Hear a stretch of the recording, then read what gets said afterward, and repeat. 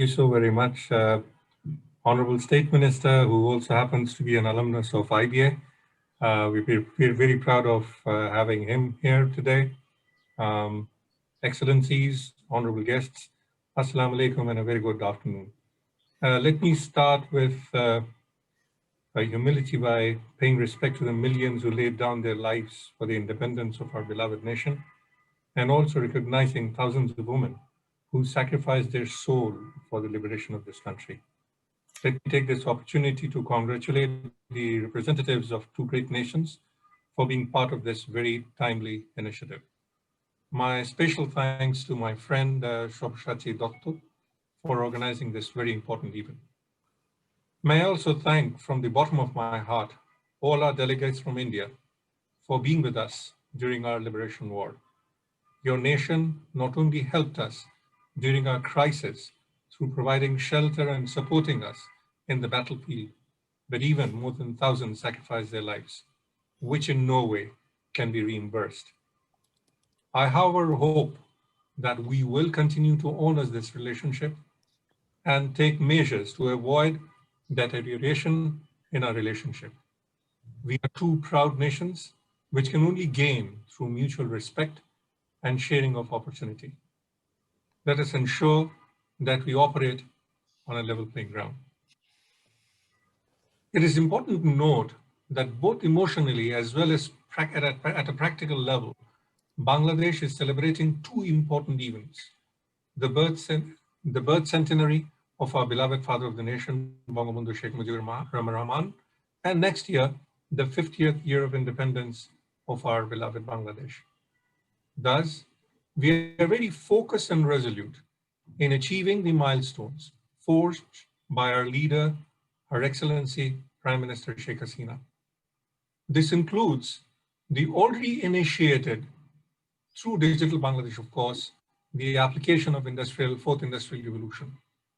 Second is the attainment of SDGs by 2030. Third, moving towards knowledge economy, Bangladesh expects to achieve the status of a developed nation by 2041. Lest we forget, we have already entered the middle income category and finally lead the world, and that is what our expectation is, being the largest delta by 2100 through implementation of Delta 2100 plan. If managed scientifically and with due diligence, this will help us build one of the largest reservoirs of drinking water in the world, which is likely to become the most valuable resource of the world. Our above national roadmap, and very importantly, in today's COVID world, and even more challengingly, in the post-COVID economic battlefield, it is evident that the world cannot live with weakening partnerships or isolation. In this context, Bangladesh and India must design a three-dimensional comprehensive plan to foster both nations. This should include short, medium, and long-term directions, including operational platforms to transform the talk into walk. We would also bear in mind that Bangladesh will ensure that both countries gain from this relationship. Since Bangladesh believes in friendship towards all and malice towards none, it is evident that we need to partner with the best in the world, like yourselves. Thus, we cannot wait to be followers, but rather to be leaders in the world through selecting appropriate global partners. We should be very clear in our mind and plan that we have no alternative to knowledge economy-based planning, supported by technology, and undertake leapfrog jump to ensure both economic and social growth. Our focus thus must be on GDP growth as well as strengthening our social progress index. Based on the above setting, I wish to focus on some very focused interventions that may charter a path for strengthening ties between our two nations. I will limit my discussion to Northeast India, Bangladesh partnership model, with focus on technology, branding, marketing, empowering SMEs and startups. I will use two distinct examples, one focusing on agriculture and the second on water resources. First and foremost, we must set up a center of excellence to charter, plan based on opportunities being offered in this partnership. This center can be jointly spearheaded by Asian Confluence and a Bangladeshi counterpart, preferably located in Sylhet. It must have representatives from the government, industry, academia, security agency, and media to ensure that all stakeholders, including the society, is conversant of the decisions being made. This initiative can be started immediately, and I will be more than willing to help design this initiative. Second, Northeast India, being an epicenter of agriculture, can be the resource green hub for the region. Bangladesh is a unique example of success in agricultural management. Even though we have serious land scarcity, along with threats from climate challenge, we have achieved food sufficiency. This is one area where the two nations can work together. Bangladesh is also a productive hub for agri-processing. This gives us an opportunity to create brands, undertaking joint effort, and initiating value chain partnership agreement. We must bear in mind that such joint venture efforts alone can result in markets for these processed products for both our countries. Through this value exchange partnership, agricultural commodities of Northeast India being processed in Bangladesh and next distributed from Bangladesh under the joint venture brand provides both distribution and tariff advantages.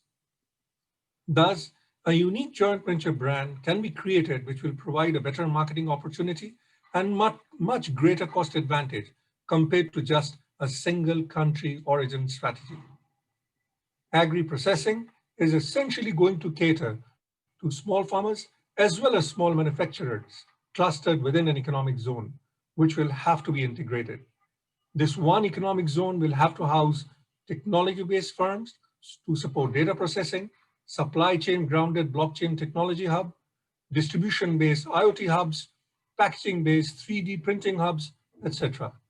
This strategy alone can result in high productivity, cost efficiency, quality assurance, traceability, and thus creation of a unique global brand. We must bear in mind that Bangladesh has the human capital to support such initiative, and Northeast India can be a perfect partner, not only as a hub of agriculture, but more importantly, a hub of technology support. Regarding water resources, the Northeast region of India has the highest rainfall in the world, a blessing no other region in the world has. Bangladesh has the largest delta in the world, which is another unique trait no one has in the world. It is therefore essential that the two nations again focus on the Northeast India, and of course Bangladesh, to take initiative and moves to address not just local water issues, but in fact be one of the major suppliers of drinking water with life in the world. This will require setting up of teams who understand water management. Fortunately, both our nations are well equipped to undertake initiative towards river management, water storage, rain harvesting, groundwater recharging, surface water pollution management, bionutrient management, etc., as an integrated project. To achieve all of the above, our research and academic organizations can charter joint research collaboration to ensure a win-win model through bilateral strengthening. I'm sure this will lead to societal benefit for both our nations and reduce gaps that exist today. This will require inter-university research hubs that can be created to undertake joint research initiatives that are focused on identifying opportunities, undertake research in engineering, biotechnology, water sciences, social science, business, media management, etc., to help build a knowledge cluster of partnering universities. Furthermore, the initiative must, and I repeat, must, ensure security of all the partners, and thus the involvement of organizations responsible for the security of two nations is essential.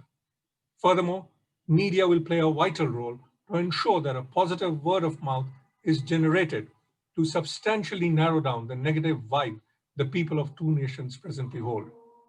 This will further require initiatives of cultural, religious, and social exchange programs that are geared towards exchange.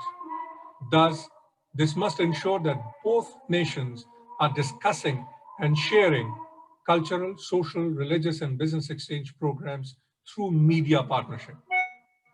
Let us all together make the promise to build a better world which will ensure a more prosperous, productive, planet friendly, people loving, and partnership focused global initiative institution starting with this joint initiative.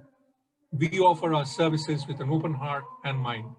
We promise that we will focus on quality, sustainability, and societal harmony.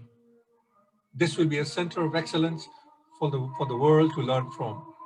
I hope and believe that from your end, India will, like ourselves, of course, appreciate that Bangladesh is here only to help initiate this building process.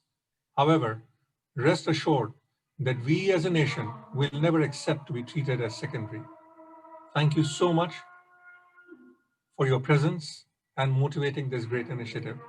Thank you once again for being our partners during our most dire need, our liberation war.